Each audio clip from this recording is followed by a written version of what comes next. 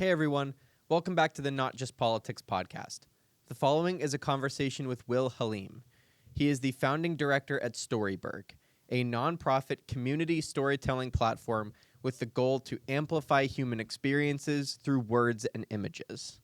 We sat down today to talk about Storyburgh as a platform, Will's experiences moving to America and becoming a citizen, social media, and more.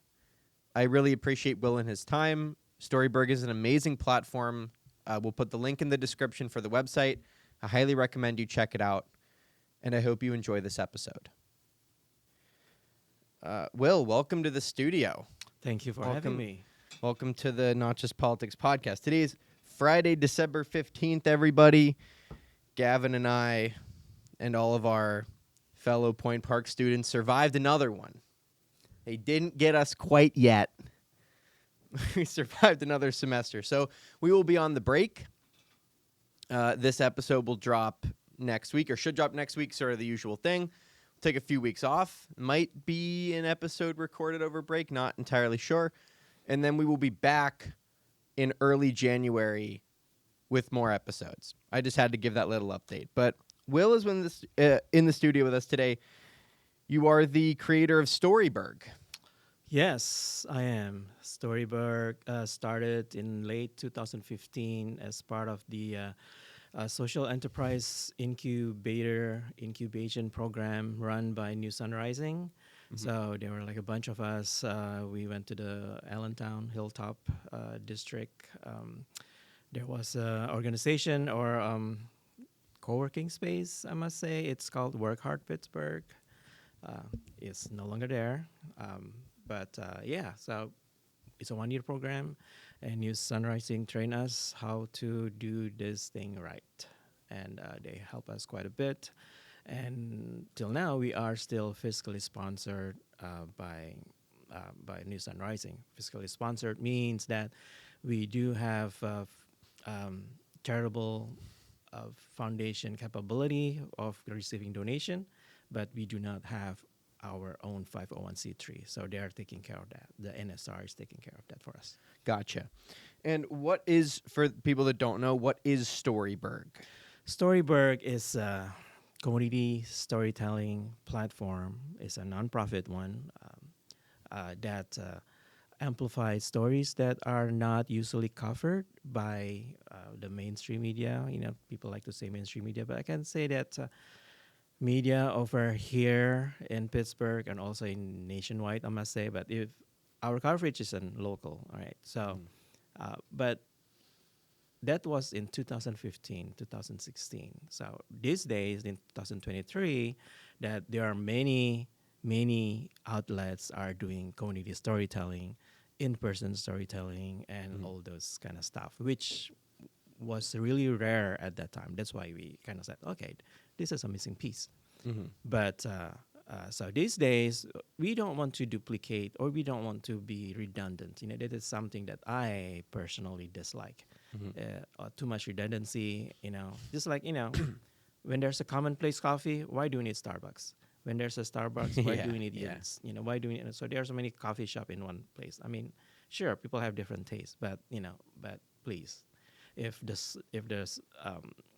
the money is tight, why do we keep on duplicating ourselves? Yeah. Right. So now we are angling towards a real close personal storytelling that manifests in a program that what we say DMZ is a demilitarized zone in which people tell their authentic stories in person and live stream. So they have to be it's a live audience. So the things that they can say or they tell the stories have to be authentic, have to be their personal stories. It's not something that they read on the book or just like, you know, out of their woo-woo land, but it's something that happened to them and they are willing to share it to the world. And why it's DMZ? Because we are angling it towards the political divide that we have right now, or probably not just even political divide, just our inability to listen to other people's opinion. So these days that people are so easy to say, "Oh, you're wrong. I don't want to talk to you anymore." Oh, unfriend you. Oh, just like whatever, right? Or swipe left, right? Hmm. So, so we want to change that, or we want to slow it down, right? And I think one way to do that is to know the other person's personally through their stories. And the second thing is the podcasting that we have been doing as well. While the DMZ may have, not may have, but they have several storytellers in one evening. But for the podcast, it's a one-on-one. So it's something Yeah. more personal that I can ask, and the guest also asks me, and we just, as if that we're in a coffee shop, we just exchange ideas. Yeah. And do you have to vet guests for the demilitarized zone? Um, Right now, due to the reach that we have, which is quite limited, we do not have that luxury to vet it. Mm. But there is a vetting process in which that the stories have to be personal. Right. And that is something, it's kind of automatic vetting process when we Mhm. say that it has to be personal. You can't say that, I don't like this blue, cup because I really hate it. Right. Well, okay. Yeah. Based on what, right? If they say, okay, because blue, my eyes are sensitive to blue, so when you see it, the exposure increased by 5 stops, and it really hurts my eyes. All right. So that's personal. Mm. You really have something to back it up, right? So Yeah. that's, I think, by doing that vetting, as well as the stories have to be coached. The coaching process is not necessarily to change your perspective or change your topics, but we want to make sure that they're not planning to incite riots. That Mhm. it is really authentic story. That is not somebody says something in a textbook and then you just quoting it and then elaborate that quote. Right. Yeah. This is the same way that TEDx, Right. like TED does the same thing. You have a coach, they help you go through the whole thing to make sure it's an actual talk, Right. and they're not going to go up there and say something crazy. Where'd you grow up? I was born in Jakarta, Indonesia. Okay. It's part of Southeast Asia. As I'm saying this, I'm just picturing, where it's located. And Yep. I remember that when I was growing up, it was in the elementary school that they always told me, okay, Indonesia is in between two oceans, which is Indian Ocean, or Indonesia likes to call it Indonesian Oceans, but it's the Mhm. Indian Ocean and the Pacific Ocean. And we are squeezed between two continents, the main Asia and Australia. So Mhm. that's where Indonesia is located. Yeah. But when people still miss, like, okay, then where is it? Then I would say island of Bali. Island of Bali is one of our 17,000 islands. So Hmm. usually people say, oh, okay, Bali. Yeah, yeah. Americans can't point to Indonesia on the map, but if you give them, it's probably like, oh yeah, I know. They still probably don't. That's my favorite thing is like when the comedian late night show guy Jimmy Kimmel Yeah. he's on the street and he'd be like, point to Russia on the map, and the Americans would be like, I don't know. They'd like in Canada. It's like, yeah, sir, this is not good.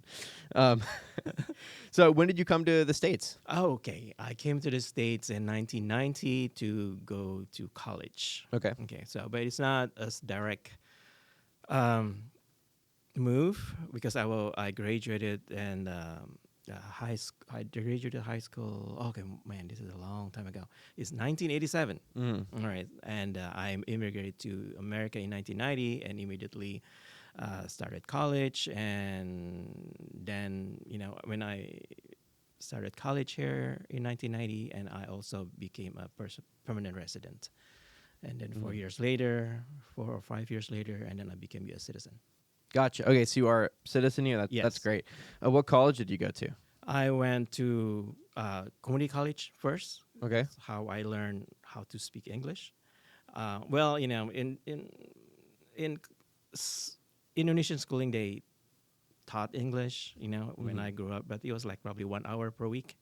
Yeah, it's like Uh, how they teach Spanish here. Like I don't remember any of it. I remember nothing of what I learned in Spanish or French or anywhere else. Like we teach language, but we don't really. Right, and You then know. so if you are really motivated, yeah, you go to there's a famous library and it's free. It's a British Council library operated by the British Embassy, and people could just get in there and get all those fancy, thick hardcover English written materials, and people could learn. But I was not that motivated, so I Mm-hmm. had to go through community college in the Bay Area. In the Bay Area means San Francisco, Mm-hmm. Oakland, San Francisco Triangle, and then 2 years in community college, and then I transferred to UC Berkeley.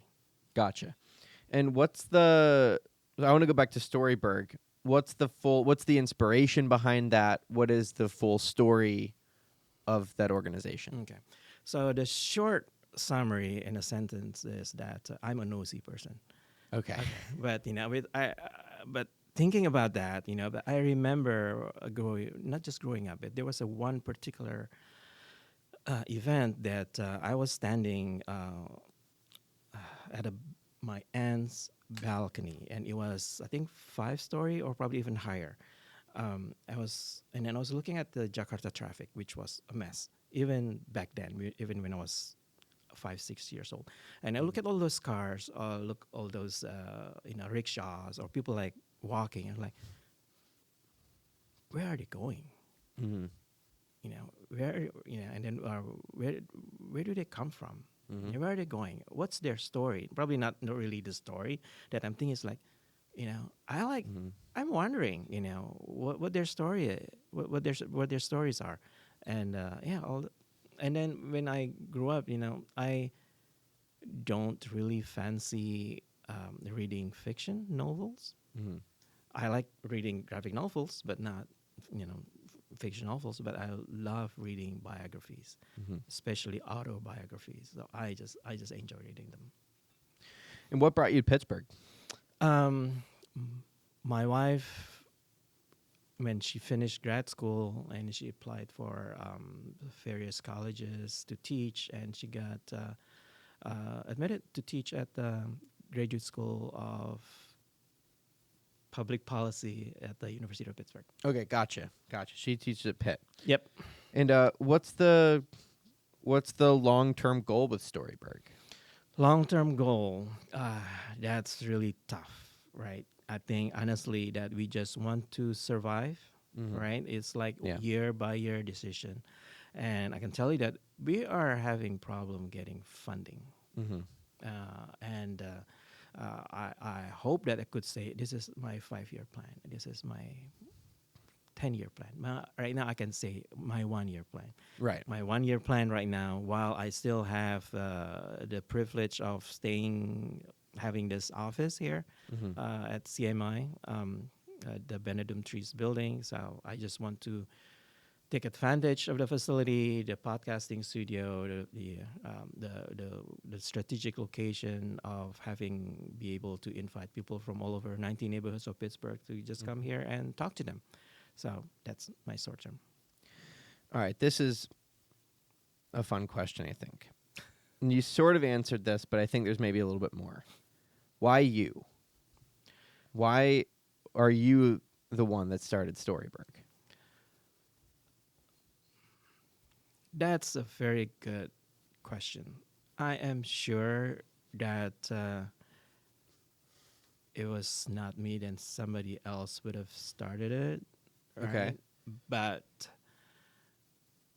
But if they are more realistic, I must say that probably they would have stopped, or Sure. because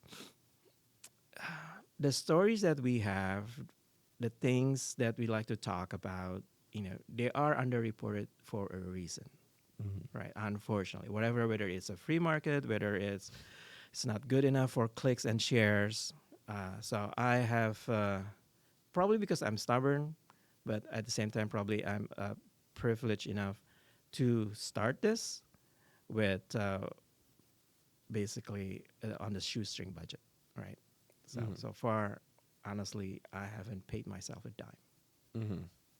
So you've just been, and I think that's a common thing. I think that's a thing in the bridge building space is like a lot of these organizations are nonprofits and they're trying to figure out how much funding do we have?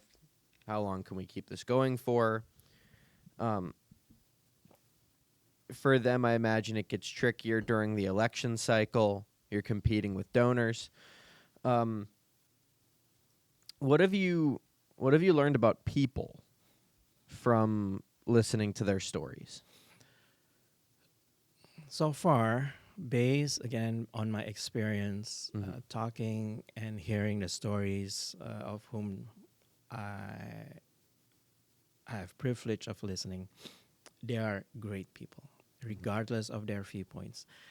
On the personal level, they are awesome, and uh, I really enjoy talking to them, and Mhm. I love the diversity of Pittsburgh. And when I say diversity, it's not just diversity in race, diversity in anything else that's typical people mention, but Mhm. also diversity of perspectives Yep. that people can have a different perspective, but and it's okay. And there are a lot of us here in Pittsburgh, and those are my passions to amplify their stories. That their diversity in perspective, and it's okay. Mhm. And it's actually it can only makes us better. Yeah, I've said that before on this show, and I've said it to people in person. That's the one place where all these diversity statements fall short. Is they Right. fall short by not prioritizing some sort of diversity of thought, diversity of opinion, because that's really where you're going to solve the problems. You're not going to solve problems with a room full of people that look alike and think alike, one sided. You're not going to be able to get anything done. But I digress. What have you learned about yourself? Oh, it's been um, a lot of growth that I gained while this running this Storyburgh. I had a luxury or privilege to speak with a professor of journalism yesterday, and then she mentioned about why she got into this journalism, and it was a story that she mentioned when she was in sixth grade, that uh, there was an exercise by the teacher showing, I forgot what, but which is an object, and then ask the students to explain or write an essay about the object they see. And there's a variety of stories. There's a variety of perspective, even though it's a one object, but people have Mm-hmm. so many different stories about it. Yep. And that, that hooked them, that hooked that professor into doing this journalism. And I told her also yesterday, saying that, I learned about that while running Storyburgh, Mm-hmm. that I realized that, hey, you know, um, that could be different opinion, perspectives, thoughts about a particular subject, whatever that may be, right? Unless, probably it's a exact science, right? And even science is just the closest approximation as far as I'm concerned, right? There could be something else that may say, oh, actually black hole, it's something else. We don't know. Right now Mm-hmm. it's just a conjecture, right? Yeah. Until somebody can actually enter and get out, then they will know better. Sure. Sure. Is it like so you started this organization because you're curious about people Yes. and their stories. Is it like I'm wondering if it's the same for me. Is it kind of like a drug for you? Like talking to people, learning their perspectives? Is it addicting? Interesting. Yeah. Certainly I got energy from it. Mm-hmm. I got energy from it. Yeah. So it could be, it could be addicting, right? But at the same time, um, I'm an introvert person. Mm-hmm. So uh, probably I need to rest afterwards. After Yeah, talking to and that's people. fair I enough. got so many information in my head. So it's like, okay, I need to process. Yeah, well, eventually you have to step away. It's not something you Right. can do all the time. Yes. That's I think the best description I've ever found when telling someone why I love to do this is it's a drug. It's like it's a high of like learning about people, understanding something a little bit better. And I just want to keep doing it, but there is a point where you have to step back. Yep. You have to process everything that you've taken in because people are very complicated. Right. There's a lot of messiness in there that you have to work around. But okay, now I was looking through. First of all, the website's fantastic. Thank you. Storybook website's fantastic. I read some of the stories. There's some really great stuff, and I do actually want to get back to this. I just forgot. Mm-hmm. Um, that stuff is underreported for a reason, and it's Yes. because the news sells. They sell violence. They sell fear. They sell outrage. They don't sell Yeah. a story about a police officer who starts a chess club for the local kids at the library. Thank you for reading that. And I love that. I mean, that story was beautiful. Genuinely, it was so great, and that kind of stuff should be reported more. Why do you think? So here's a question then. I think the news does intentionally sell outrage, fear, violence, that kind of stuff, because that's what gets clicks. That's what sells. Does that say something about the culture surrounding our news, or does it say something about us? I think you when you phrase that, you already have the answer right there. Um, it's like hand in hand, right? Mhm. The newsroom would not survive without the public and its culture attached to it, and vice versa, right? So the public, sometimes they are also shaped by the news, but they're also shaping the news, Yeah. right? So, and news is a business, unfortunately, even though it could be PBS, but isn't PBS still a business?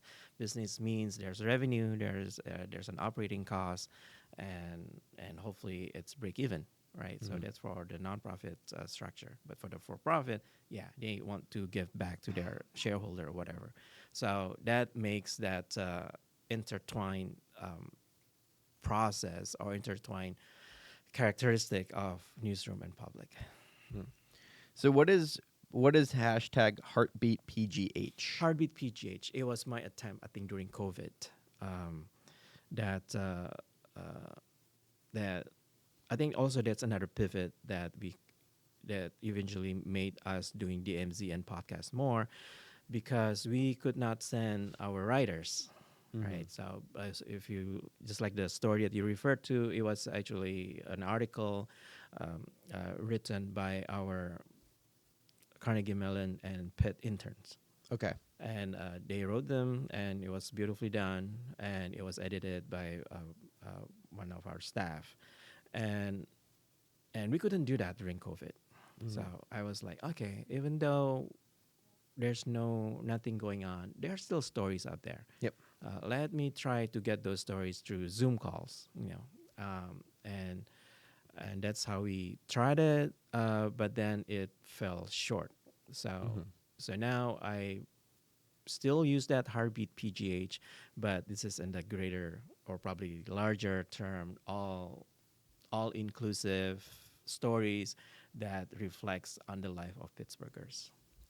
And so there's contributors to that. So people write Yes. pieces, they send them to you.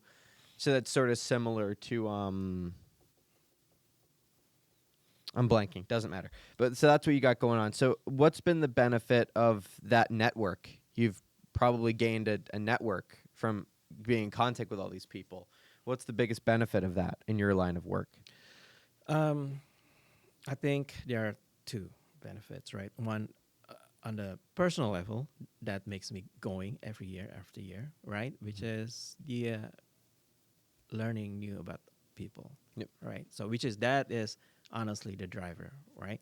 So number two of number two is the benefit is that um, I like to share them. I don't know whether it's a benefit or not, but it's I guess probably I'm projecting, right? Because that benefits me, and I wish that those stories benefit other people when they read them. Mm-hmm. All right, so Yeah, I would it, say that that's yeah. absolutely a benefit that other people get to see that stuff. Um, why why do you think it's important that people prioritize work in their local communities? I think they need to okay prioritize. I think big it's a big word. Um, um, it's easy for me to say that they need to prioritize equally local and national, especially with the general election coming up. Mm. And I think anything national will probably overcome any local news, or they will try to tie it back to the national level. But for the for the perspective or for the again for the interest of Storyburgh, why local stories are important, because that shape us. When we know that there are again different opinions, there are many perspectives out there, and we are okay with it, that makes us more actually inclusive people. Isn't that what we are after, right? People like to say we are open, like we do not we reject hate and all those beautiful stuff that they are saying. Okay, let's prove it, right? Yep. Yeah. That's people say that stuff. I think people say that stuff to make themselves feel better, because then when it comes to actually following through Right. with not discriminating against someone that you disagree with politically, or that you end up othering that person, even though you said that originally your goal was diversity. I think it's a place where they fall short, and that's, I think, why I get bothered by how it gets pushed so heavily in seemingly all areas of life, but I don't see anybody bringing in members of XYZ group that think differently from the people that are running it, and then all of a sudden that becomes a problem, and it's a whole thing. Right. I must add, I remember. Okay, this is a shameless plug too. That's When okay. we had, I spoke my stories twice during the DMZ. So in my second story, the main idea of my story was about definition, and this is kind of really relate to what we just talked about, like all these words, all these things that make other people feel better when they are say it. That we need to define them, right? What does it mean, right? When they say, "Oh, we are inclusive," okay, specify. Yep. When you say inclusive, what do you exclude, right? So, and then if you put them on, if you are able to say it, inclusive means you like blah blah blah blah, and you dislike blah blah blah. That's great, and Yeah. people know where you are. So I think a lot of things that people say here, they lack definitions. Yeah, that's an important thing, and I've thought a lot about this over the course of this semester, is that sort of tying that into what I do. I can't change anybody's mind. I can't force any of the conversations that I think should be happening. I can't force them to happen. I can't do any of that. So maybe the best thing for my peers and I to do as bridge builders is to just give people the tools to have those conversations. And one of the most important tools that I found is, if someone brings up a word that you don't know the definition to, or you don't know how they're using it in what context, you have to stop the conversation and ask them, what do you mean by that? Because that will correct so many future misunderstandings about that person and what they think. If you just ask them, what do you mean by inclusivity? What do you mean by freedom? What do you mean by, individual rights? What do you mean by all these things? Right. Because that's, I think, a lot of people get caught up on are sort of preconceived definitions of these Right. words that are used. Right. And at the same time, though, when we ask those questions, we also have to give them room for errors, because course. sometimes, like even like this with the live podcast, sometimes when you say it's not all inclusive, right? Sometimes we're like, okay, we have to think at the 10 nanoseconds, and you have to come up with answers, and probably you're gonna miss a word or two, and Yeah. you have to be mindful enough not to say, "Gotcha, you were missing two." Yeah. No, I mean, exactly. I really do think that the gotcha mentality absolutely has to stop. Like, absolutely. It doesn't get you anything. It gets you a win, but a win doesn't really mean anything anymore Right. in our culture, because it's all about, everyone makes everything about winning.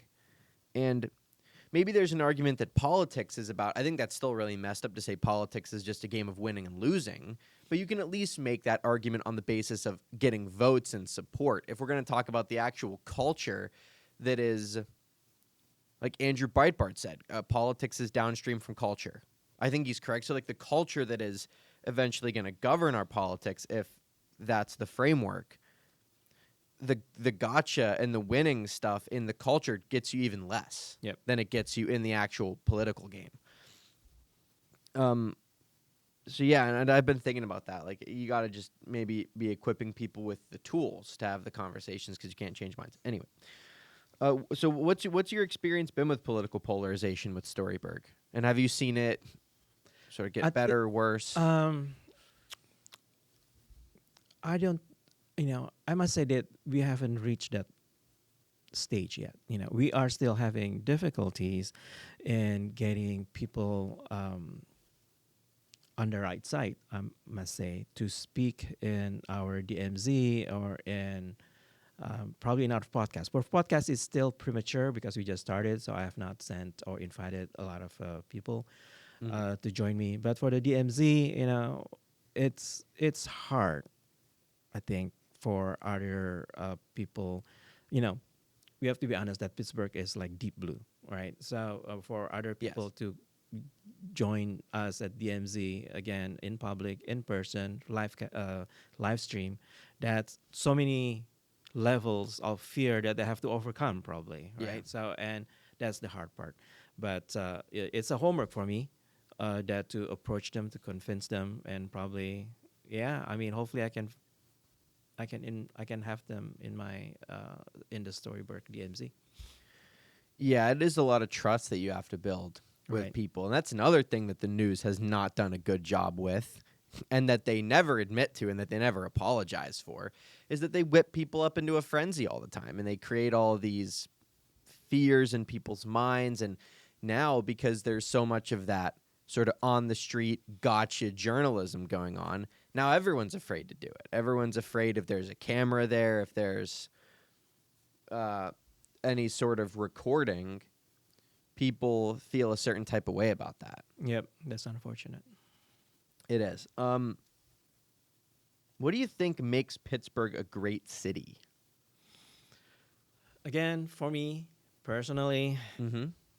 I love the weather. Yeah, don't kill me for this. Yeah, or don't cancel me. I love the I won't. weather because it's 4 seasons, right? Yep. Even though this year that I haven't seen a drop of snow, but I've seen a couple of flurries. Ah, right. They've never hit the ground. They've never made it and sat. Yeah, or what is it called? I don't know, hail, gal, whatever it's There's called. well, we have all of it. Yeah. We just get slush Right, on right, the right. ground. But again, as you said, yeah, they didn't stick, right? So, Yeah, but that's for me. I love the 4 seasons. So it's like I love photography. I took pictures. That was my I don't know, quote unquote vocation between after school, after 10 years, and to my conductor, and became photographer, and then this Storyburgh. So I love pictures. Having the 4 season is like having 4 different sceneries of one object. So like four opportunities, right?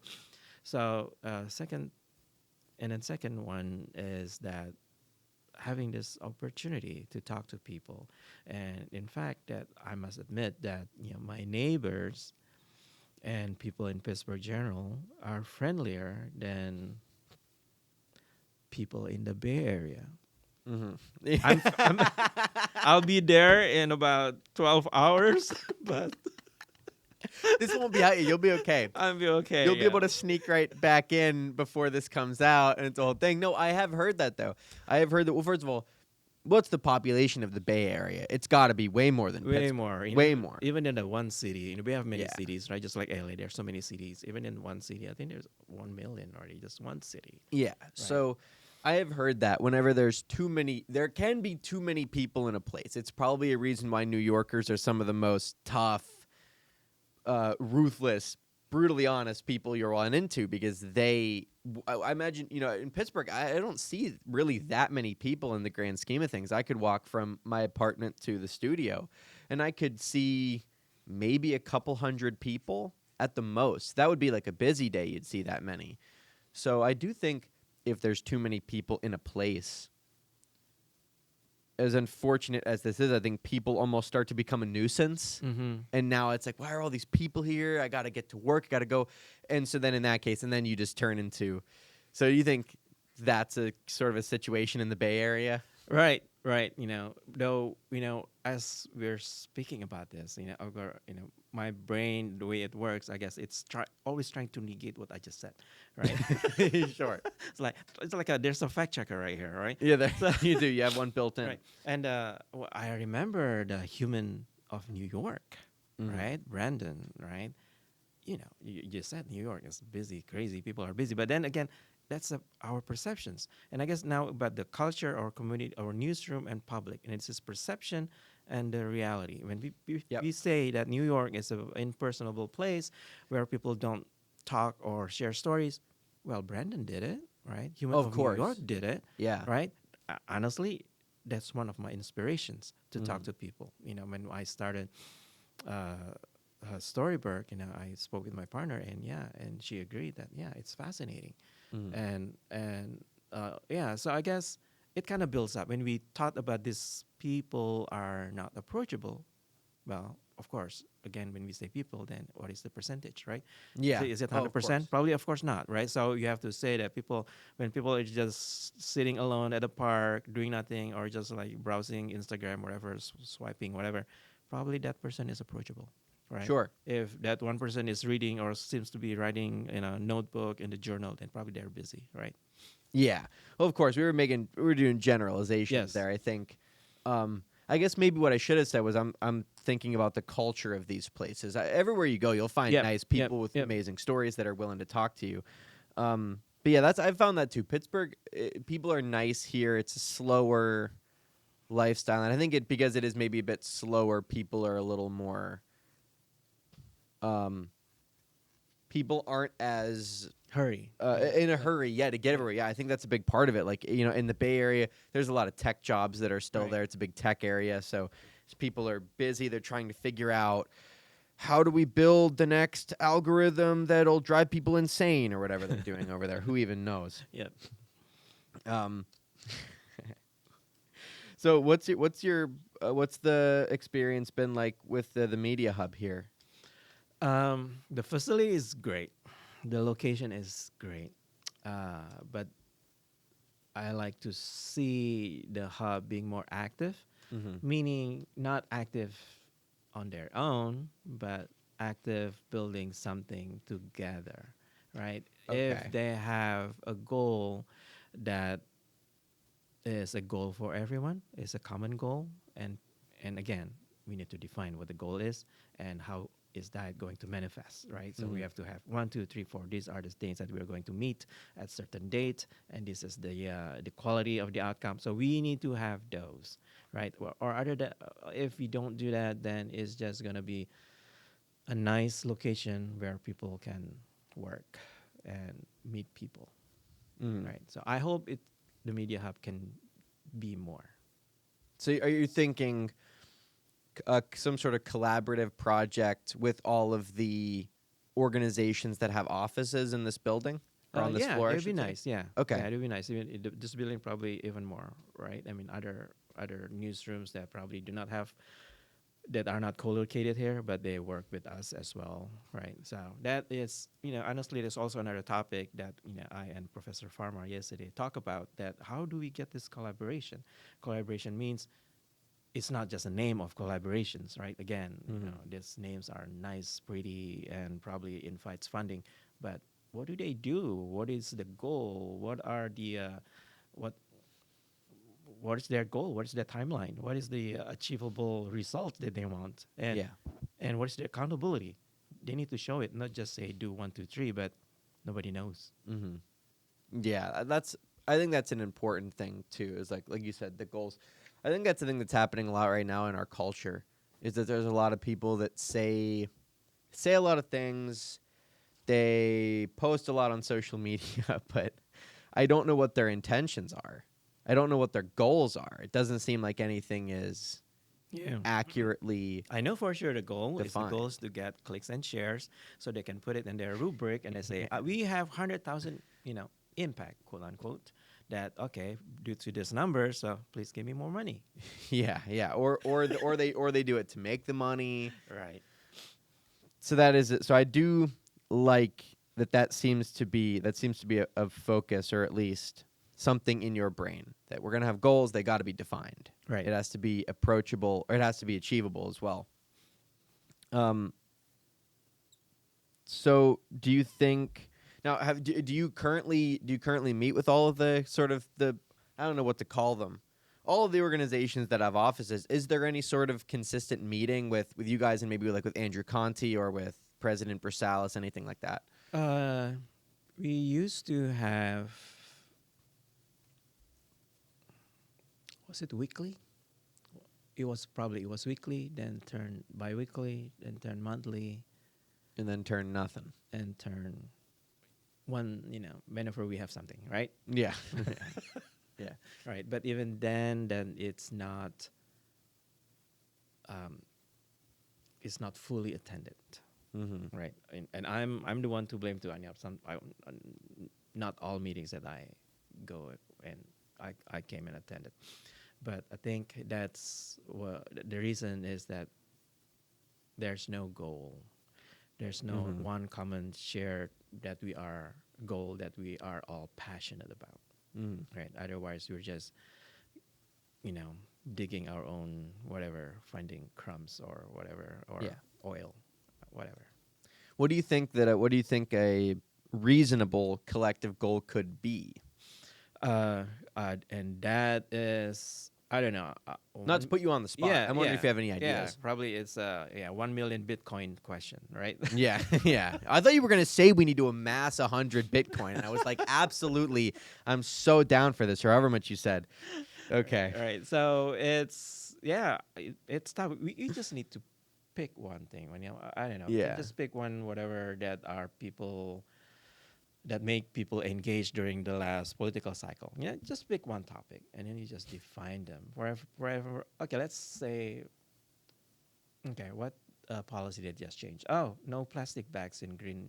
Yeah, they just took triangle. away. In Right. the whole city of Pittsburgh, they took away the plastic Right, bags. right. So that could be a story. That could be a collaborative story right there, right? Sure. And also the reasons why and why we're doing it, and go deeper than that. For example, recycle, something that I have been talking and looking into about recycle.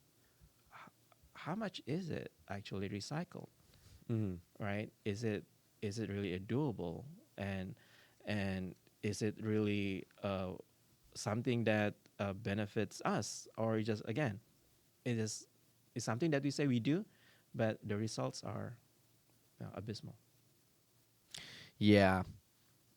That one got some people upset. Oh yeah, That one completely. that one shook the block a little bit. I mean, I don't really personally. I use all reusable bags, but that's a thing that gets. It's at least something that starts a conversation. It at least gets people talking. Yeah. Do you think that there is? Do you think that there's an attitude right now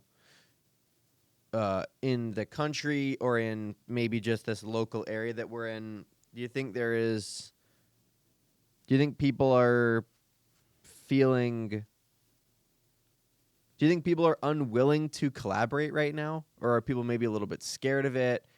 Is it something selfish? Like, what do you think's going on with that? Because I know at Point Park that's been a problem. I've been trying to encourage more collaboration as much as possible. And there are some people that seem to be in favor of it, but then some other people, it just doesn't seem to connect with them. And that could Right. be my fault. That could be the pitch. It could be, there's so many different things, but Right. it does seem like we're not really in a collaborative space culturally. Right. And I think the reason is not, I don't want to say it's a personal or cultural. Well, again, let me define cultural, right? And cultural could be something that has to do with tradition, but culture could also be based on the system that we're running in, right? So, lack of collaborations, I think we have to go deeper into, or okay, let me rephrase. Let's just follow the money, Mm-hmm. right? For this collaboration to happen, it requires money, and for anything work to happen, it requires money. So, how do you get the money? So, say for this, let's use this grant-based projects, right? Um, so, what is the outcome, right? What is the outcome that they want? And then, who are the players that they want, and who are the targeted audience, for example. If they're not defined, then collaboration could not happen. But then if they pitch it to everybody, and a meaningful collaboration would not happen, because everybody's like, okay, I can do this, and I'm just going to do it myself, Mm-hmm. right? There are 18,000, 18,000 more nonprofits in Pittsburgh. Mm-hmm. You know, Is that an actual number? yes, Are you serious? yes. Holy They just cow. had the Greater Pittsburgh Nonprofit Conference, and there was a number published, and I got that from a reliable newsroom. 18,000. 18,000, yeah, more than 18,000 and some digits, right? Wow. Right. And can you imagine? That's so many. I would never have guessed a number that high. Right. Probably the numbers people say, oh, yeah, New York has more, Bay Area has more, some cities in Texas, they have more. But then, what is their population? Mm. Right. You need to normalize that number with number of people living there. Yeah. Right. And sure, when you ask for collaborations, but then one of your success, one of your metric that you measure is number of nonprofits, the higher the better, that's just screwed up. There's nothing's going to get done, Yeah. right? If you're like, okay, the more the better, but then you ask for collaborations. I mean, everybody has to write up, 10 pages of proposal and going through all these cycles. Can you imagine 18,000 nonprofits, with the force Yeah. probably every quarter? Yeah, okay. We talk about plastic, right? We have to talk about climate change too. How much paper, how much resources you spend Yeah. to write proposals for 18,000 nonprofits, 4 times a year, even Yeah, more. yeah, that's a great point. That's a great point that I didn't even really Yeah, think about it like if that. you want to make an impact to climate change, cut that crap out. Yeah. Okay. Okay, I just kind of thought of this. I think this could be interesting. This is maybe a bit of a sharp pivot, but I just kind of thought about this. All right, So you came to the States in 1990. that's correct. You were 20, 21, Pretty much. right around there. Yeah, 22. Okay. Yep, 22. Um, Yeah, 21. You're right. 21. where were you on 9/11? 9/11. Yeah. Okay. That was, that was a story that I would never forget. I was driving with my 1-year-old son in my car going to the daycare. Mm-hmm. I turn on the radio and people scream. And that one is 9 o'clock Pacific time, so that's already 12. So it was like 12 hours, not 3 hours, right? Difference. Yeah. So yeah, and they made a recap, basically saying, World Trade Towers, they are no more. And Yeah. it's like a ground stop for all flights. All flights have to come down, and they mention the numbers. There are still the numbers. I think at 12, 3 hours after, there are numbers of planes still up there. They've been asked to land immediately, Yeah. right? So I was like, oh, and then I drove my child to daycare, and then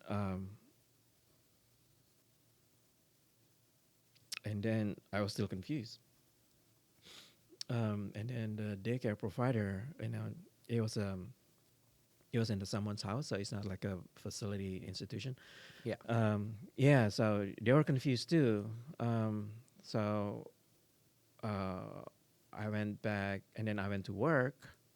Nobody's working, right? Everybody, they have a firewall, so we could not see any news, whatever, on our computer. But on that day, the HR says and the CTO says the firewall is open.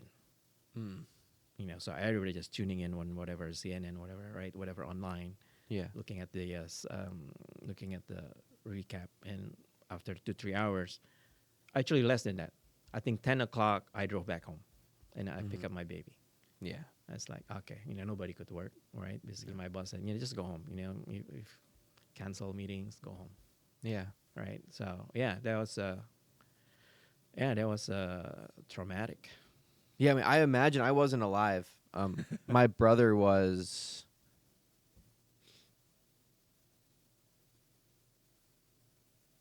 My brother was almost 1 year old at the time. I wasn't born, but Mhm. it was just every time I watch something on it, every time I look back, it's just such a crazy event that we still don't know everything about.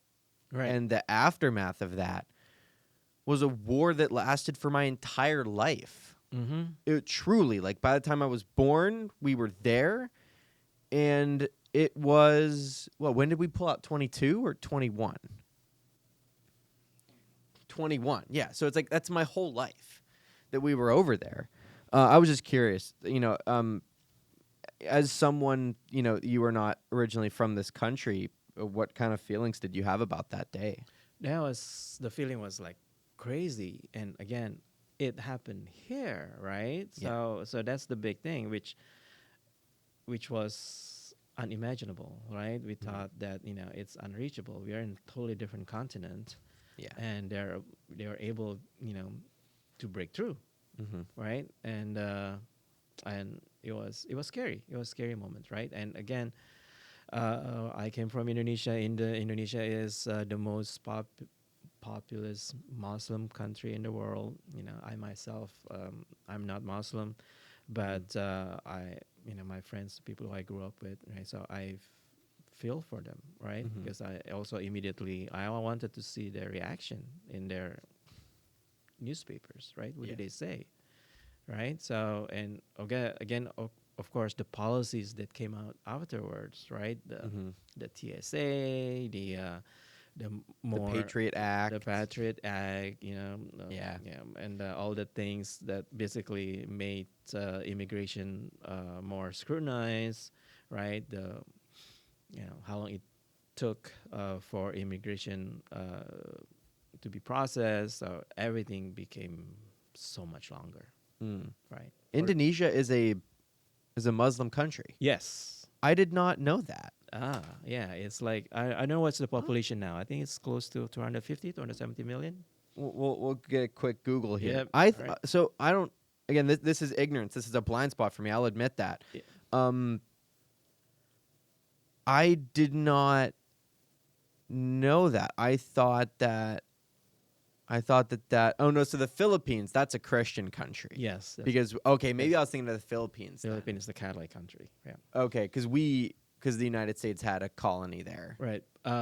Was there any? After the World War, but then the original colony was Spanish. It was a Spanish colony.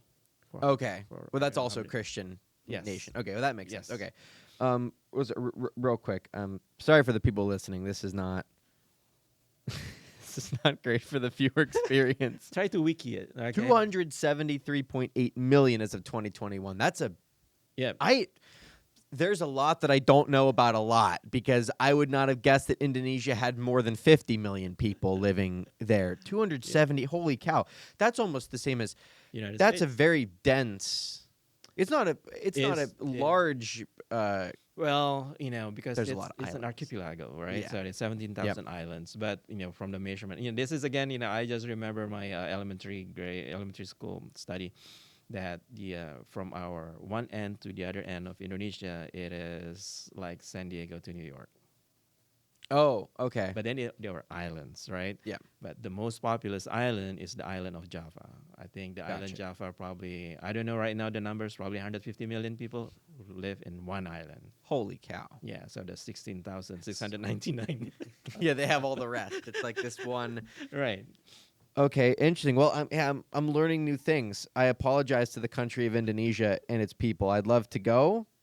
I've never been, obviously. I didn't know any of that stuff about it. Yeah, go to Bali at least. I'll go. I'll go to the one place that Americans can point to on a map. Right. Right. Okay. Okay. Well, this is also something I'm interested in. What was your perception? How has your perception of America changed ever since you've been living here? So, what did it seem like to you before you came here, and now what are your thoughts on it now?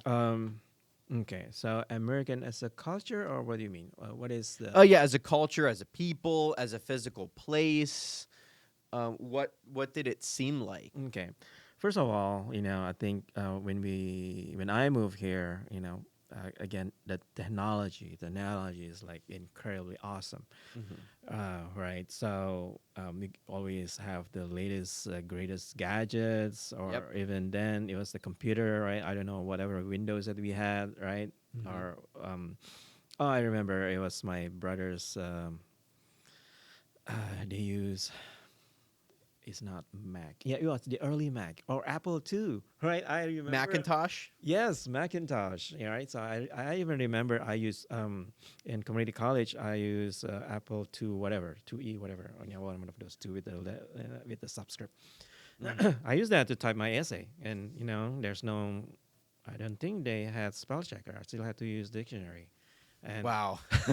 that's something I don't even think about. Like right now I have autocorrect on my on everything. So you don't right. even think about it. Right. Even they suggested how to write properly with the correct Yeah. grammars, Yeah, right? Grammarly's on my laptop now telling me that my sentences are good or bad. And then it's like I go to fix it. It's like, oh, you got to pay for that. It's like, okay, well, Right. So that's one thing. It's like the technology is awesome. Probably American can only be beaten by Japanese, right? oh, for But technology? for technology wise. Yeah. But so maybe China now.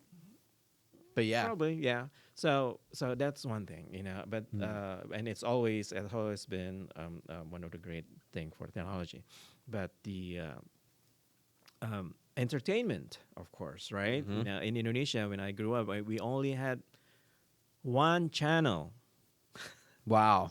and from I don't know, I think from eight, I don't know the time, but there were a couple of probably 3 hours. We had two channels, right? But and it was not 24 hours, right? So it started from 6 p.m. and ended at 12 a.m. Right? So that's how I grew up.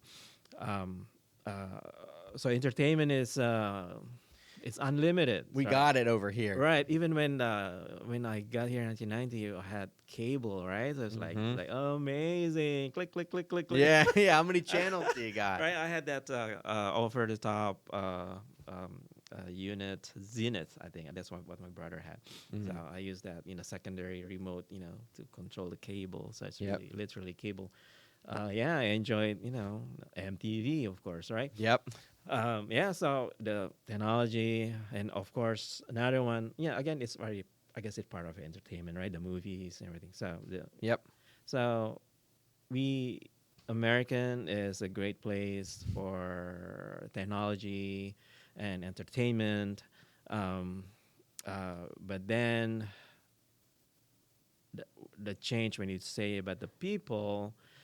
I guess it depends on where you live, right? The culture here in Pittsburgh is different from the culture in Bay Area. I think we covered that a little bit about Yeah. our always in a hurry in the Bay Area, um, and another side aspect of culture in general is the political divide, right? Yep. The things that we cannot say, or the things that we can no longer discuss. Whatever opinion in a civilized way, right? So that's something that's changed. So that is uh, worrisome, right?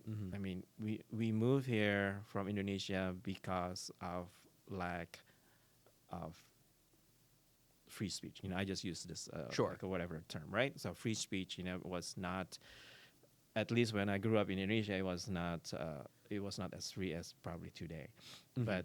So America is like, oh, okay, Free speech, free speech, and political freedom, religious political freedom. and also you just work hard and you get it, Yes. right? And I think mostly it's still like it here, but again, even that I'm hesitating to say it because it really depends on the zip code you live, the city you live, the opportunities, right? So even different city, different state it offers different different opportunities and different ways for you to move up, right? So, but then in general, when I was in Indonesia, that's what I saw. But as I grew up here, not growing up, but living here for a while and got more information, more stories from other people that it's not 100% true. Yeah. Yeah. And do you think that the American dream is still alive? It's still alive for some people. Okay. right? There are some people who have to work 2 3 jobs, Yeah. uh, and uh, and they have no way to have, what is it called, financial mobility. Yeah, they have no way up. Right, there's no way, or even for their kids to skip them. Right, for me, my parents didn't have university degree. Mm-hmm. Right, so for me to attain university bachelor degree or whatever, that it gave me a jump. Yep. Right, so and a lot of people, that's what I thought when I moved here. That's what I thought. That's what America. But then when I noticed that not everyone, not everyone in America can do that. And even right now with the crazy tuition that they have to pay, It's ridiculous. even for in-state, that's It's just insane. like It's it's insane. insane. Probably people have to calculate the ratio between income and tuition, and then see the chart. Yeah, it's nuts. I mean, that's the thing. I've heard people say the American dream's still alive. I'm like, okay, we can say that it is, right? I don't mean to get cynical. I might go into a quick little cynicism rant, but it's like we can say all we want that it's still alive. But I know I have classmates that have to work 5 days a week, 8-hour shifts. That's a full-time job. Wow. They have to essentially work a full-time job and they have to do classes so they can pay their rent and their tuition. It's crazy. It's crazy. And some of these people never get a way up. And what have they done? Printed more money? Like devalued the currency? So yeah, it's like but I'm just curious. I'm curious if people still look at America like that. If people still look at America as the place where if you work hard, you can make it, because you can certainly work hard and do better. It Right. depends on what make it is, I guess, for all those people, but I don't think that it's really like that anymore. You can't have a family where unless dad is making or mom is making some ridiculous sum of money, you can't really live on a one family income anymore. Like, it's Right. not really a thing you can do. So then what did, because I know, because we did with the Bridge USA chapter, we did a Braver Angels debate, which you attended. I was very happy to see you there. I appreciate it. Thank you for having me. The one comment that you made, we were talking about funding it was a debate about essentially foreign aid being sent to the Ukraine. And you brought up the point that, like you said a lot today, you got to follow the money. And you brought up the example of if you followed the money during the Iraq war, you would have seen the most transparent crime that I think I've ever heard of. With Dick Cheney being the CEO of Halliburton while they're blowing shit up so that they can fix it, so they can make all the money. So when did you sort of find that out? When did that become something that was in your mind? I think through reading, on various sources, it's nice when people, when the government change, from Republican to Democratic and vice versa, because they always say the other side is bad until they hold power. Yep. Right, Yeah. and then they're doing the same thing, right? Yeah. Right. So it's like when they change power, they say, okay, what do they say about what the bad things they say? Okay, so you just take my mental note that this is what they do. So when they change, this is what they do, and they're kind of overlap and said, oh, okay, all right. So I guess that is the purpose of the not the purpose, but that's a side benefit, right? When people say, when you have lemons, you make lemonade. Yeah. Right. So probably it's not. I do not quite believe a lot of conspiracy theories that it's they intentionally do this. They intentionally do that. Government is so so disconnected. They're not that smart. Right. Yeah, that's right. a Don't good give point, don't yeah. give them too much credit. Right. So but then they're so smart in okay, we have lemons. Let's make lemonades. We Yeah. have this opportunity. This is what the great American corporations do. This is what Wall Yep. Street does the best in the world. That they can see opportunity and they can translate it into multiple dollar signs. Yeah. In a Yeah, a new president comes in. What are the industries that are going to do well? And that's what we're going to flip to, because they're following the money. Yeah, I agree. I don't know if that is. Well, again, I watched that movie Vice on Netflix and from 2015. It's about Dick Cheney and Halliburton and all this stuff. And I watched that movie and I thought, man, these are just people that do not believe anything. They have no opinions. They have no opinion on guns or abortion or foreign policy. That movie, I think, very brilliantly illustrated that there are just ruthlessly opportunistic people that step into a situation and say, hey, like you said, we've got all these lemons lying around. We might as well do something with these, right? We've got ourselves this little gig over in the Middle East, and now we have this guy that's the vice president who was the CEO of this contracting company. So it's like this whole thing, they figure it out. But yeah, I don't know if there is I don't think that's the system necessarily working as it was designed. Right. I think there are some opportunistic people in there that find a way to sneak in some extra stuff. Right. And that is, again, I like to say that, double edges, double-edged sword, right? Again, I'm going to say it, like Constitution, for example. I think it's also a double-edged sword. It's a loosely written documents, right? And people can interpret it on however they want, and we rely on lawmakers and Supreme Court to interpret it, and that changed over time. Of course. Like, just like culture, and community, even your community, just like stay in your neighborhood, see 100 years ago, 200 years ago, or probably 25 years ago, or probably 5 years ago, if you happen to live in the East End, right? 5 years ago, East End is not like what East End now, right? So things change, and the culture change, and when you rely on people to make an interpretation, well, so it's really a toss up right there. Yeah, because their biases get in the way, and their motives get in the way, and greed can get in the way, and that whole kind of thing. Yep. Yeah. Well, are you optimistic? Would you say you're like an optimistic person when you think about the future, when you think about 2024 election, all of this stuff?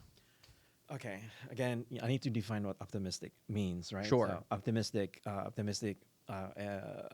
in what aspect? I'm optimistic that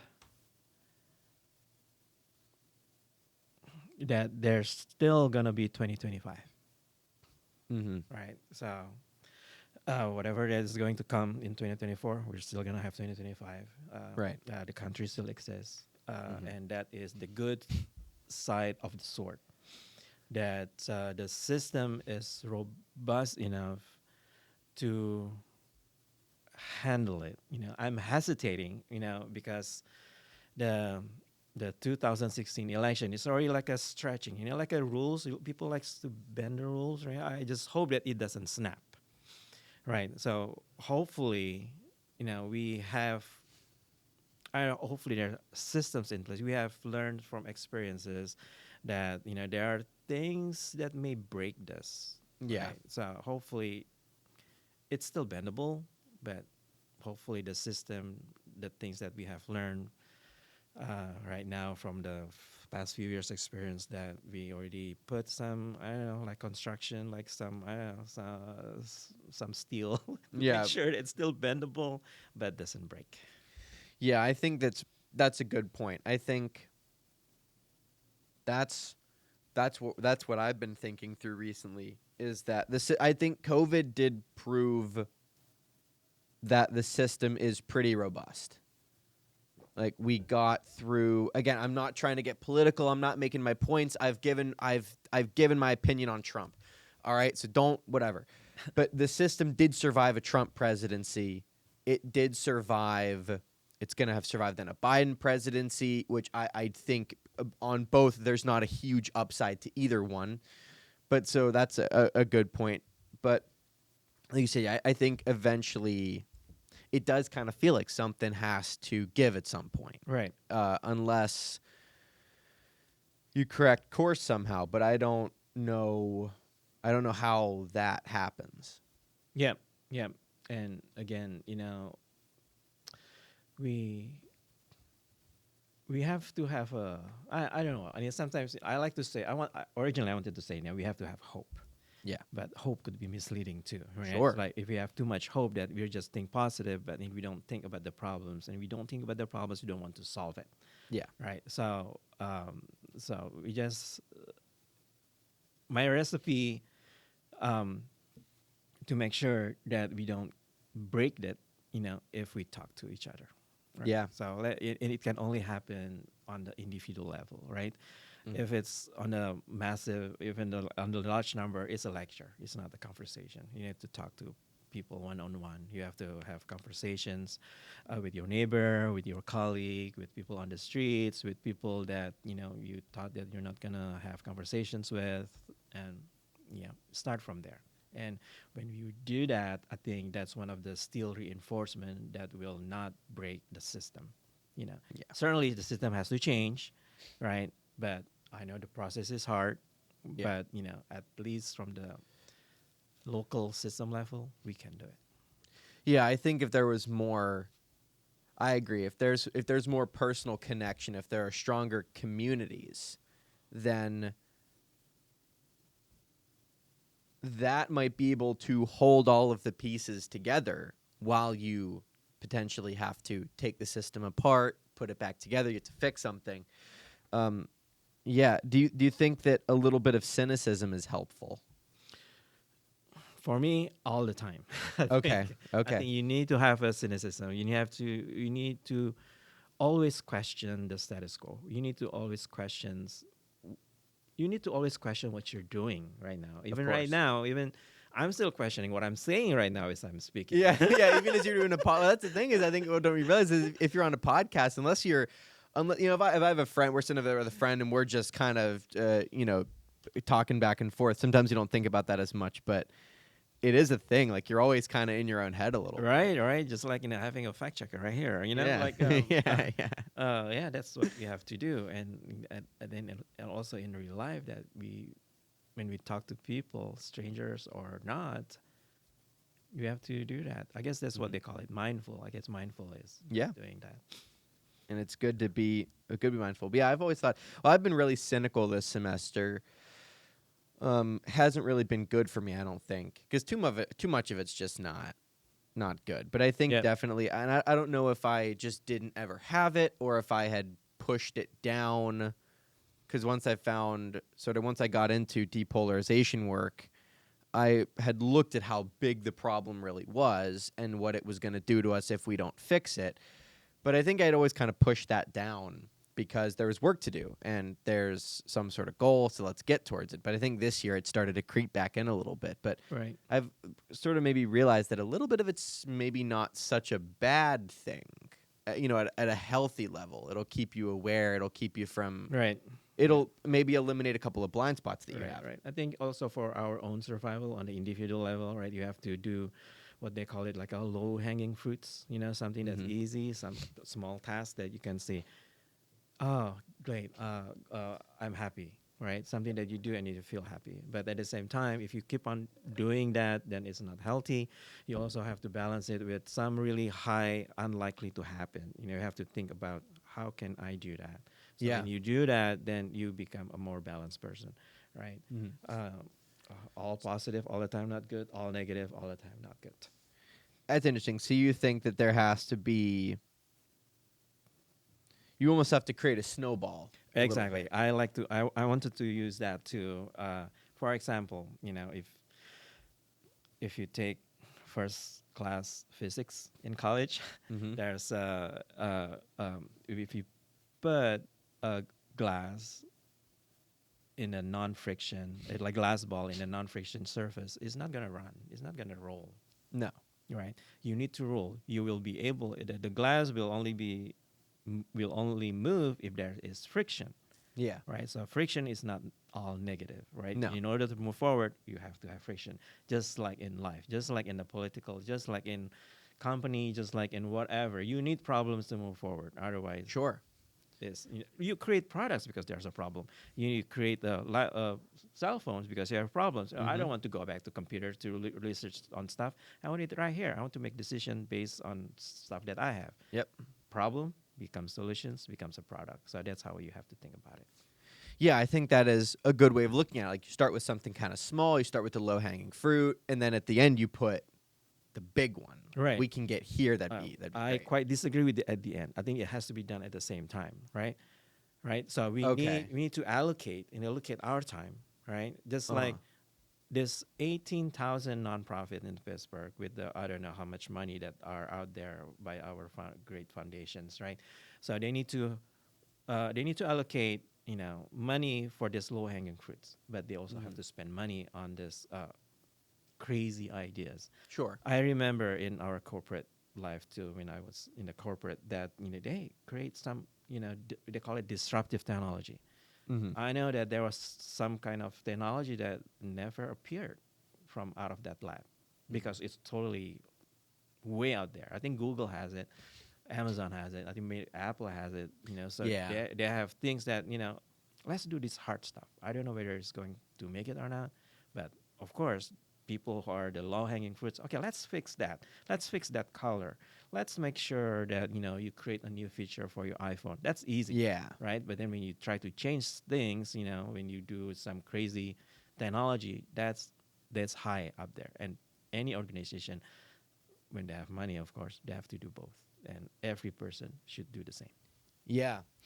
Yeah, it's like that's I think that's what Meta did for a while there with the metaverse. They dropped all these promos and here's what we can do, and everyone laughed at Right. it because it looked ridiculous. And then it disappeared from the public conversation for I think like over a year. Like there was a long time where the metaverse, we thought the metaverse was done, not a Right. thing. And now they come back here. Now they come out with this new version of it they've got that actually looks super real. It looks incredible. Um, but that's what they were doing, I guess. They were like, all right, while we're planning on trapping everyone in the simulation, we'll slowly start to work on Facebook and Instagram a little bit so that we can trap everyone with the headsets and we can make them do whatever. They're Do gonna fight. nothing but They're that. gonna fight in a video game. I'm telling you, this guy is a demon. He's like making Ready Player One happen faster. Y'all remember that movie? Have you seen that movie? It's like I forgot. it's some dystopian futuristic movie where essentially everyone's like in a video game, right? Isn't that Oh, people just like everyone? sit down and then You it's put like on the headset and they're and somewhere else. Yeah, yeah, yeah, they're like yeah. fighting a war in a video game. Like it's gonna happen, folks.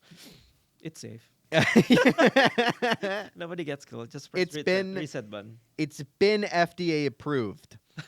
Okay, so this is another one I want to talk to you about. What are your thoughts, or can you give some sort of appraisal of Gen Z? What do you like about us Gen Zers? What do you not like? What are your thoughts? Wow. I'm really gonna get canceled. All right. That's So okay. here it is. There's no canceling here. If you sit here and you bash my generation for 15 minutes, I'll go right along with the whole thing.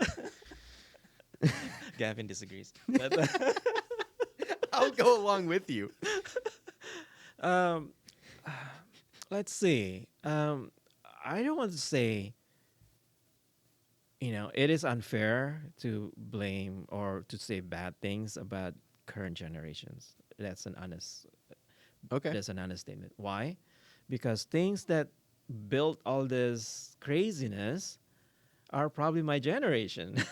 It's the boomers, really. I mean, the Right. boomers are really the ones. Well, yeah, probably you're all this. a Gen Xer? Probably. I mean, like this cell phone, Mm-hmm. right? Or this social media. Oh yeah. A lot of those stuff. I don't know which generation. That's a Mark generation. Is the Gen? That's X? Gen. I think it's people that are like in their. Right. Right. So No one knows what the generation. Right. People in their like late 30s, early 40s, mid 40s. That's like my parents are Gen Xers. Like my parents are not. They're right in between the boomers and the millennials. right. Again, following what I just said earlier, like follow the money. If you really want, you don't blame what you see Sure. immediately, right? Those are the Gen Zs, right? But you need to blame where is that coming from? Yep. Probably when you're right, the boomers. The boomers have those, probably the 0.001% in the financial scale, right? They Yeah. are the ones who are funding this. They are the ones who Yep. make this happen. They are the ones who wants to make themselves richer, right? Yeah. So they are feeding this like I see when you make this you create instant dopamines for kids and the kids really love them and they are hooked, let's give them some more, right? And we can make more money. And then we have this people, we have these generations who are addicted to social media, addicted to all these instant gratifications, Mhm. right? And and come up with this, again, cancel culture. Basically, it's an instant gratification, right? Yeah. You cancel people, okay, that guy is gone, And right? there's a I'm prestige in that. right, right, There's like you get points for Right. calling out the bad guy. right, right. And so that is, you know, so that is the culture. It's not really attributed to a certain generation. I think the blames are shared, right? And Yeah. the most blame is the guy with the money. Yeah. The most blame is we're not going to say anything, but there was a survey that came out that I saw that like elderly boomers in like the twilight years of their life are trying to acquire bigger houses. Like in a moment where my generation won't buy a house until we're 40. These elderly boomers are not, I don't mean to listen, I don't mean to insult anybody with this, but this is just the reality. Like none of them are selling their homes. They're like, I'm not leaving for under 1.8 or something crazy with these McMansions that I used to do landscaping jobs at. I've met some of these people. It's crazy. It's like, but anyway, I'm not going into a whole. I'm not blaming boomers for everything, but it kind of is maybe the truth. Maybe. Do you think my generation makes things too political? Again, I think it might be related to this instant gratification, Mm-hmm. right? Everything is political because, like you said, that political is about winning, right? Winning and Yeah. losing. It's all about it. It is. So when you win, is high dopamine right there, high, like satisfaction. Hey, I win, right? So that's why we have all this, you know, echo chamber. That's why echo chamber is created because you get instant feedback that you are right. You are Mhm. validated right away that Yep. you are correct, sir. So, okay, let's do that, right? So let's join an organization that always agree with you, Mhm. and as soon as you come out from the meeting, you're happy because hey, 10 people, 5 people, 100 people, 1,000 people agree with me, Yeah, they've all validated right? your Right. opinion, And and then then it makes the other side look crazy. I've gone into a whole thing about echo chambers on this show. And Yep, yeah. on So- my Substack too. I'm finally done. I'm done Right. writing about echo chambers on my Substack. Right. So again, just like some ridiculous items, for example, this, Mm-hmm. yeah, Contigo versus Yeti could be political statements right here, right? Yeah, we could make it. We should make it into one. We could have a debate. You Or could. stickers, right? You could. Why do you have so many stickers? I only have, I'm so shamelessly promoting Storyburgh all the time. Well, that's okay because I shamelessly promote Bridge USA and Braver Angels and United American Movement and Birds Aren't Real. The anti. I didn't know what this was. This is like a countercultural, like it's like bashing conspiracy theories, which is whatever. And then I'm a disc golf guy, so I have a lot of disc golf stickers on here. But no, we could turn it into a whole debate. Right. We could. I could bash you for that Storyburgh. It would be hilarious if I also had a Storyburgh sticker on the other. And I was like, how could you have a Storyburgh sticker? And it's right there. That's right. That looks like politicians right there. Yeah. But you could you could do that with anything. That's right. Literally anything. Anything. Yeah. Right. And it's, And we're going to, because actually, I am just going to start a war with other Point Park podcasters. I'm just going to start. I talked to Gavin about this. We both agreed it would be best if we. No kidding. This is all fake. I don't know. yeah, Gavin doesn't look enthusiastic. Gavin would be like, "You're on your own." He would abandon me in the war against. No, I don't know.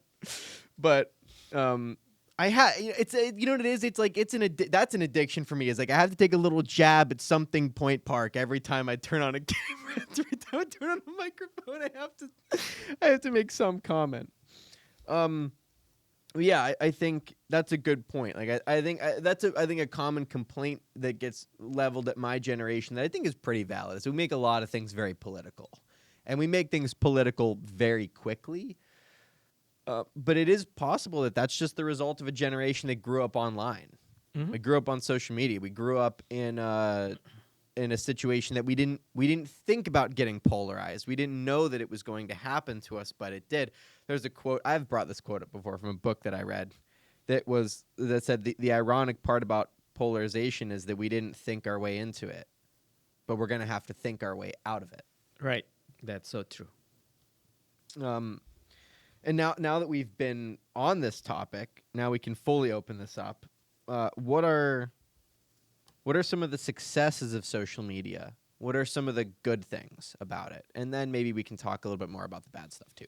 I think the good things are, again, the social media is also one of those double-edged swords. Yep. That the good things is if they have contents. For example, ADHD, right? Yep. Right. I think before COVID and probably before COVID and before social media, it's something that people shun upon. Right? They don't want to talk about it. There are a lot of stigma of having mental conditions, and right now they're everywhere. Yep. And celebrities also, are not shy in saying that, yeah, I do have one, right? I do have mental conditions, Mm-hmm. and that's a good thing, right? Because personally, that everybody has a mental condition. We Mhm. just don't know what they are, Yep. right? And everything, we're not computer. It's not just 0 and 1. It's all a spectrum.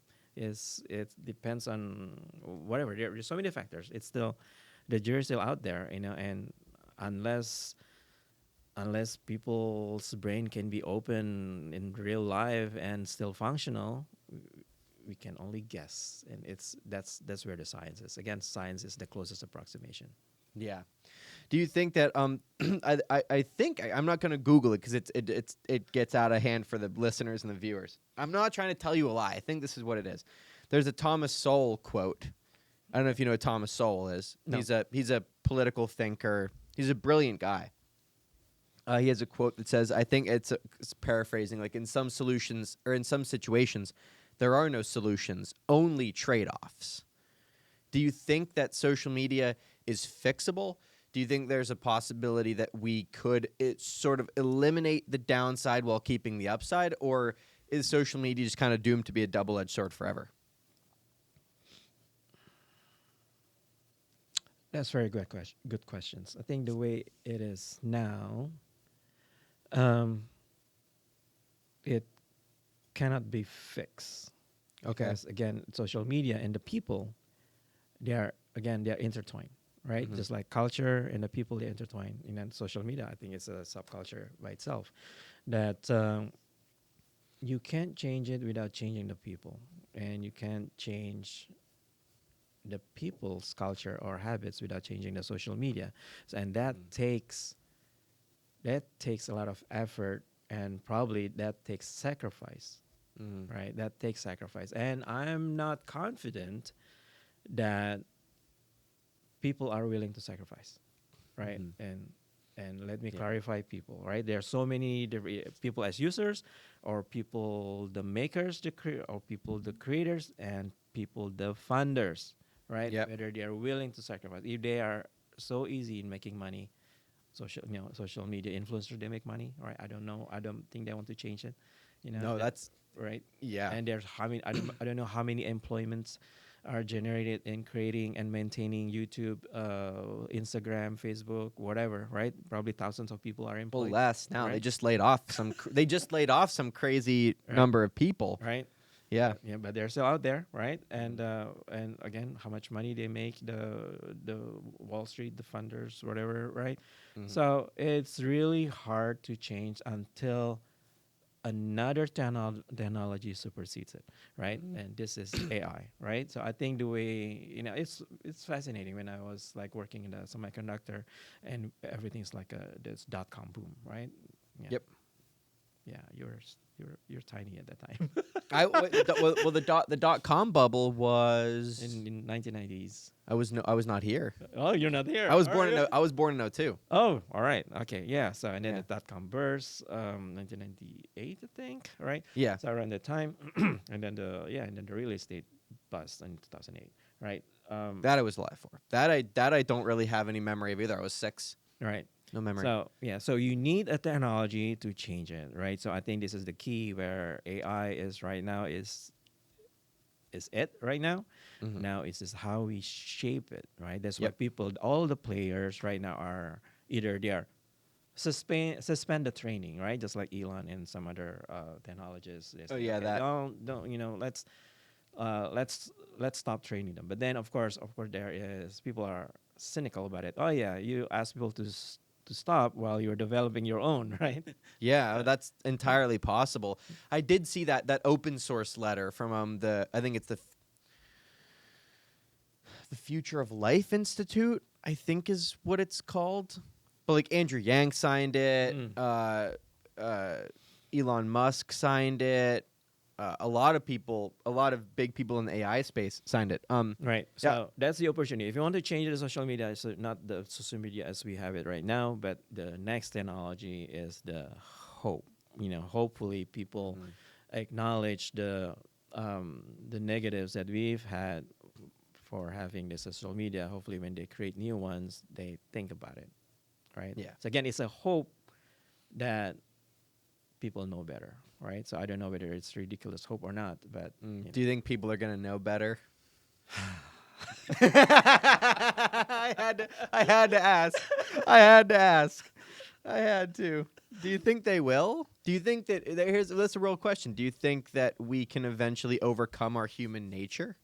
no. People are always greedy, right? I think from Mm. the day one, right, whether you believe in Adam and Eve or not, That's how it is. that's why we're dominant species on Earth, right? Because we are greedy. Mm.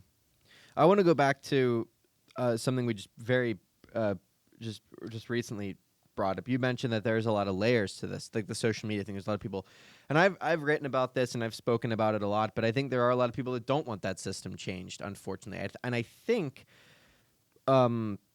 what it seems like is that obviously the people that are at the top that are creating these algorithms that are making these platforms, I try to humanize everybody. I don't try to demonize. I don't think it's helpful. I don't think these people intended to make something harmful, right? I don't think, even talk about in The Social Dilemma, the documentary on Netflix, a lot of these people said, yeah, we weren't trying to ever create this algorithm.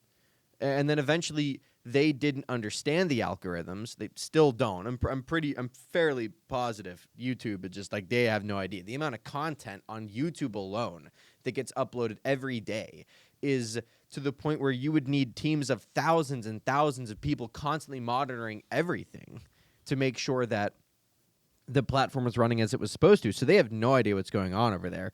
I don't think any of these companies really fully understand their own algorithms anymore. And so I don't mean to say that like they created this monster, but they kind of did. They didn't mean to, Right.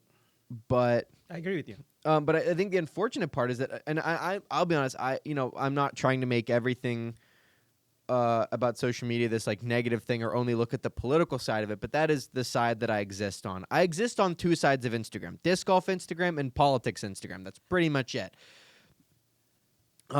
It seems like all of the people that are participating in that system are willfully ignorant as to the system that they're contributing to in the world of politics. Like I look at these conservative and these progressive talking heads on Instagram talking about how, oh, the other side is demonizing us, they hate you, this and that. And I'm thinking, buddy, it's like that because of people like you. Because people like you whip people up into a frenzy. You sell fear. You sell outrage. That's what they all do. So when these people sit here and they say, oh, well, I'm fighting for you. We're trying to... None of you have an agenda anymore. None of you have a vision for the future. None of you have any sort of goal. So I'm sorry. I'm not going to go off on a tangent. This is the part that really frustrates me, though, because it's like I don't know what the goal is anymore of any of these people, other than to make a bunch of money and run the country into the ground. Yeah. I think when they created it, right, I think they didn't know, right? And I forgot the title. Social media, when there is the movie depicting the creation of Facebook. The social dilemma. Social Oh, the social network. Actually, I get this. Yeah, the social network is the. Yeah, I was thinking of the fact other one. checker right here. He is the fact checker. He is. Right. So, yeah. So he created it so he could get dates, right? Yeah. Right? He didn't think about political polarization. They never thought of any of this stuff. Right. They did. This is just like college, guys Yeah. to find girls and vice versa, and that's it, right? But then, just like the great things about corporations, they saw opportunities, right? And again, listening to his, what he testified in Congress, or they always mentioned that he's just a not content creator. He's just a platform. Wouldn't that be hilarious if Mark Zuckerberg was still like a vlogger? If Zuck had a vlog channel. He does upload his Facebook. Can you imagine if Zuck had like a vlog channel, or if he was doing like the latest He TikTok? goes on live. That's hilarious. He's doing like TikTok dances. He's doing the latest trend. In his backyard, like grilling. Is he Like actually? Sweet Baby Ray's. Wait, is it? Baby Ray's music So Zuck is just backyard barbecuing with Sweet Baby Ray's. I don't know why there's something very funny about that to me. That like the people that have created this monster that they have no control over, that has led to the decimation of many parts of Yeah, it. It's funny to me to think about them just having like a vlog channel or Yeah. just being like a content. He's like streaming on Twitch. He's playing Baldur's Gate 3. Yeah. Yeah, that reminds me of again, like Frankenstein, right? I mean, that's a classic story, right? It is, yeah. You created Frankenstein, but did you know, it's a monster, right? It's probably he was created just to be a household helper, right? Yeah. Right? Yeah. And, same with this social media. Probably the original, right? I guess Facebook probably was it the original? Probably not. I remember that we had Social media platform. It was Yeah. like AOL, was like MySpace or BBS. That's beyond your time. I haven't heard of that one. We had this bulletin board system, which we had to dial in. And you had modem with a landline.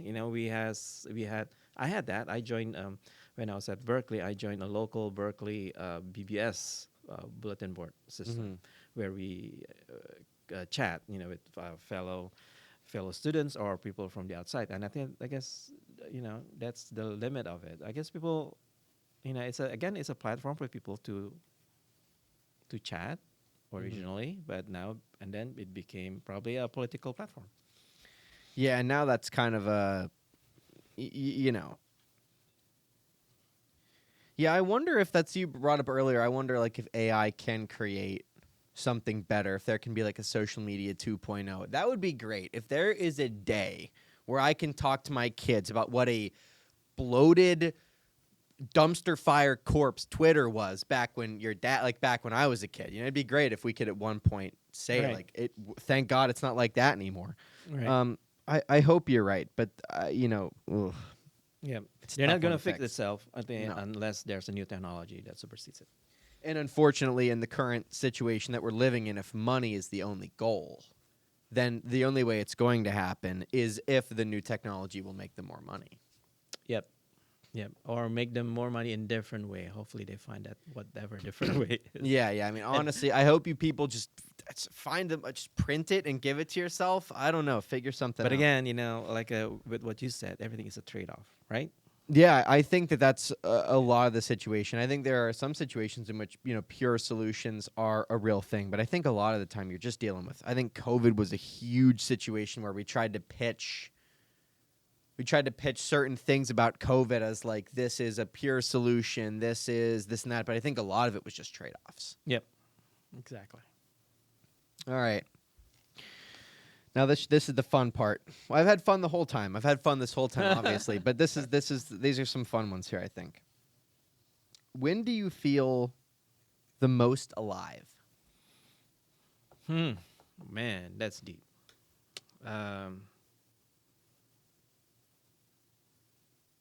Wow, that makes me pause. Mm-hmm. Like I think, but I think the answer is quite easy when I breathe. Okay. Right, because this is again, everything I say is personal. If you don't breathe, you won't be alive. And what do you mean? Like, do you mean actually just the act of breathing? The active breathing, like one way for me, I do have a high blood pressure. Probably that's TMI. But Mhm. one way to lower my blood pressure is to breathe Mhm. like in normal controlled way. You Yeah. know, like most of the time when I talk, I don't breathe, and that's problem. Yeah. Yeah. Sometimes you forget. Yeah, you just like yak yak yak yak, right? So I mean, Yeah. so to answer that question is, at what point that you don't feel your life, then we don't breathe. So Mhm. Okay. What is the most rewarding part of your job? talking to people. Okay. I think I'm hungry for information and stories. I'm nosy. You are. We have established that Yeah, multiple times during yeah. this program. Yeah, that's Um, why the Nebby word is created, right? I mean, the It Pittsburgh, is. right? Nebby's good. Well, that's why we do podcasts, because we have to. It is really funny. It is kind of an oddly selfish thing. At this point, for me, I've realized like, oh, I've gotten so cynical over the last semester that as much as I'm doing this depolarization work to help other people, I'd be lying if it wasn't somewhat selfish. Because at this point, it's giving me the hope to Yeah, keep yeah, going. yeah. Um, hey, I'm right there. I'm right there with you. What have you learned? What have you learned from being a father? That things always change, and myself included. So everybody, right? I mean, it's everything. When you think about it, either it's a person or something else, or everything in the world, including yourself, your kids, whatever. Everything it will change. So you just have to accept that, right? It's hard sometimes, especially when you raise your kids. You have to go this. You think about this manufacturing. Step A, B, C, D, Yep. and then you graduate. And then you get a job, full time job, and have your family and live happily ever after, right? So that's the Disney story. Yep. But then it's not always the case. There are always hiccups. There are always changes. Something change in you as a parent. Something change in them, and that's the hard part, and also that's the joy. It depends. Again, it's not a double-edged sword whether you enjoy it or not, or whether you can, I don't want to say tolerate it, but just realize that change is part of life. Mm. What advice would you give to me as someone that wants to be a dad someday? All right, that be ready for change.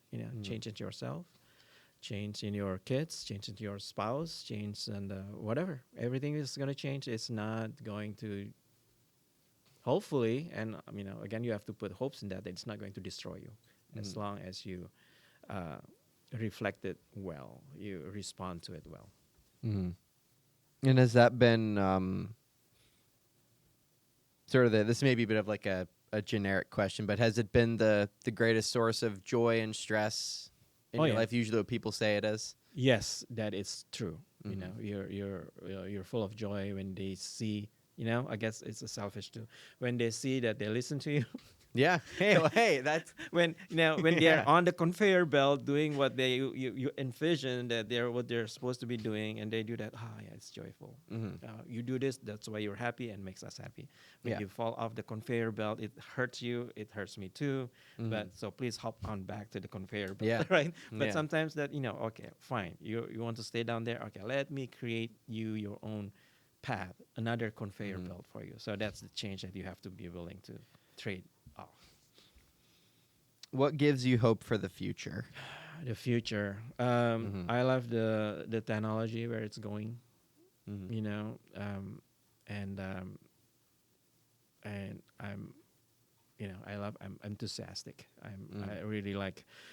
I'm looking forward to what the AI is going to give us, right? But like you said, it's a trade-off. But something is going to be taken away, and when people create things, they're not that smart. They don't think like a 50 deep level, right? Probably they think 5 deep level, and then Yeah. that's it, right? So when they create it, somebody's going to suffer, right? But hopefully that we are mature and we are kind enough to navigate that problem. What does it mean to be an American to you? Be able to speak what I do not like, Mm-hmm. right? So, and a lot of people make comments about Storyburgh that we say things that people don't want to read because it's full of problems, and people You can't please these people. Right. No matter what you do, you can't make them all happy. right and yeah. So I think it's a balance. If there's no friction, there's no progress. There's no forward. Yeah, that's a good and something I wanted to actually mention earlier. I should have written it down. I would have actually said it. If there are no problems, we will create our own. Yep. Humans are we're really good at that. Yep. We're really good at We're making our going own to step on problems. each other. Yeah, for yeah, sure. we are. So, so for you, it's about that. So for you, it is kind of about the free speech thing. Be able It to talk is about the about stuff that bothers you. Right, and also being able again, again, I'm fact checking myself. Like to work hard and to get what you want. Okay. Right? So I think that is still the true for me. I know that for some, for a lot of people, that's not the case. Yeah, but that's but- okay. Yeah, but If for that's what me, drives yes, you. yes. Yeah. I think I think that still should drive some people. It I should. think. It should. Because those people could eventually help make it attainable for more people, right? Someone has to keep that vision alive. Okay. What advice do you have for young people? People that want to start their own Storyburgh, or Mhm. people that are just going into college, people getting out of high school, people that are becoming parents. I think in this short amount of time to think, I think my answer would be question everything. Okay. Right. If you do something, then question why are you doing this. Right. Mhm. If you're asked to do something, then ask why should I do this. Mm-hmm. Right. If you go to whatever, if you don't go anywhere, you ask why, Mm-hmm. and probably you have more insights and you have better decisions Mm-hmm. when you do that. Well, that's all I've got.